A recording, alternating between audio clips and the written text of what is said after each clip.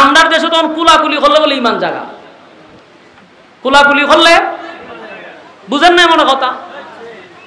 বাংলাদেশের একজন স্কলার, সুনামধন্য একজন স্কলার, হাজারো লক্ষ যুবক যার জন্য পাগল, অসংখ্য যুবকের আইডল, বাংলাদেশের একজন উজ্জ্বল নক্ষত্র যাকে অসংখ্য মানুষ ফলো করে, যার বয়ান শোনার জন্য লক্ষ লক্ষ মানুষের সমাগম হয়। আমাদের বাংলাদেশের গর্ব আল্লামা মিজানুর রহমান আল আজহারি সাহেব। উনি কিছুদিন আগে বাংলাদেশে আসছে, এখনো আসছে, এটা জানেননি আপনারা? বাংলাদেশে আসছে, আসার পরে উনি হয়তো বা সিদ্ধান্ত নিছে মনে মনে যে আলেম ওলামাদেরকে নিয়ে একটা টেবিলে বসি, আমরা কিছু পরামর্শ করি কিভাবে আলেমদেরকে একটা দস্তরখানায় বসানো যায়।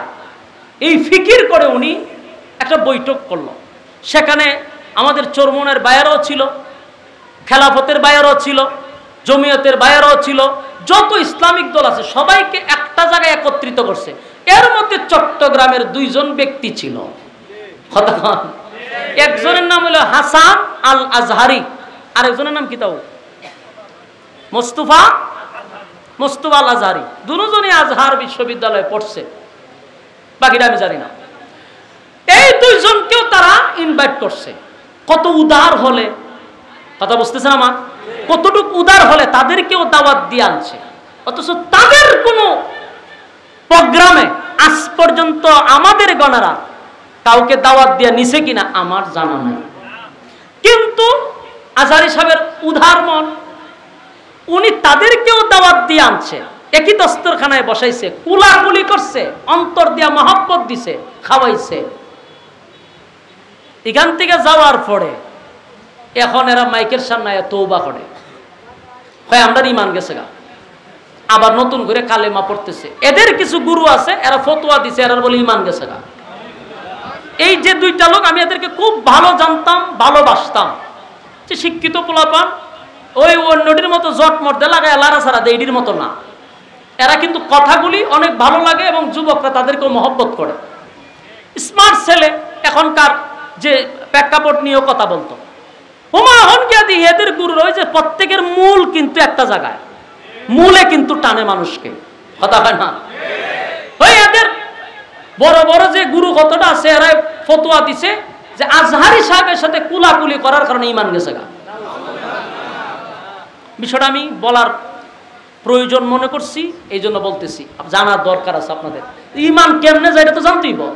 মানে একজন মুসলমান না হোক, একজন হিন্দু হোক, তার সাথে যদি আমি কুলাকুলি করি আমার ইমান যাবো গা? কি ফতোয়া পাইছেন কো? ফরেন কে আমি না বুঝতে পাইতেছি না। আর আজীবন তো বাপ দাদার গিচ্ছা পড়ে, ওনারা কি কিতাব পড়ে? একজন হিন্দু লোকের সাথে যদি আমি কুলাকুলি করি আমার ইমান যাবে কেন? এটার সাথে ইমানের সম্পর্ক কি? সে হিন্দু, সে তো মানুষ, আমি তার সাথে যদি কুলাকুলি করি আমার ইমান যাবে কেন? আর আজহারি সাহেব সাধারণ কোনো ব্যক্তি, এই ব্যক্তির সাথে তুই কুলাকুলি করছ, তোর ইমান গেছে গা, কথা হয় না? দি তওবা করছে, আবার নতুন করে কালেমা পড়ছে। কি পরিমাণ নাটক! কালেমা হইয়া আবার হয় ইমান আনছি। অন্ত তুই যদি আসলে অমুসলিম হয়ে যাস, তোর ইমান যদি জায়গা, ফতোয়া যখন দিছ আরো ফতোয়া শুনে যা। তোর যেহেতু তোদের ফতোয়া অনুযায়ী তোদের ইমান চলে গেছে, তাহলে তোর বউ তালাক হয়ে গেছে। কারণ কোন লোক বেঈমান হলে তার বউ থাকে না। তুই তো ইমানের নাম তখন বিয়া করস না করে, বউ সার তালাক হয়ে গেছে, নতুন করে বিয়া কর। ফতোয়া তোরা দিছ, ফতোয়া এখন আরো রয়ে গেছে।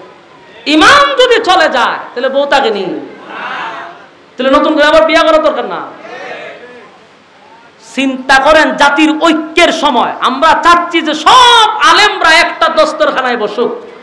মানুষ কত আশা নিয়ে আলেমদের দিকে তাকাইছে যে সবাই এক হোক, ঠেলাঠেলি বাদ দিয়ে সব এক হয়ে যাক। বাংলাদেশে সোনার বাংলা দেখছি, রূপার বাংলা দেখছি, আমরা বহু বাংলা দেখে গেলাইছি, নৌকার বাংলা দেখছি, দানের বাংলা দেখছি, লাঙ্গলের বাংলা দেখছি, কত বাংলা দেখছি, মাগার ইসলামের বাংলা এখনো দেখতে পারি নাই। এই আফসোস নিয়ে আমরা স্বপ্ন দেখতেছি, এর মধ্যে এরা কুলাকুলি করলো বলে ইমান জাগা। আসলে তেল আর পানি এক হয় না। এটিরে কেন আনার দরকার আছে? কেন এটি মিনিটে মিনিটে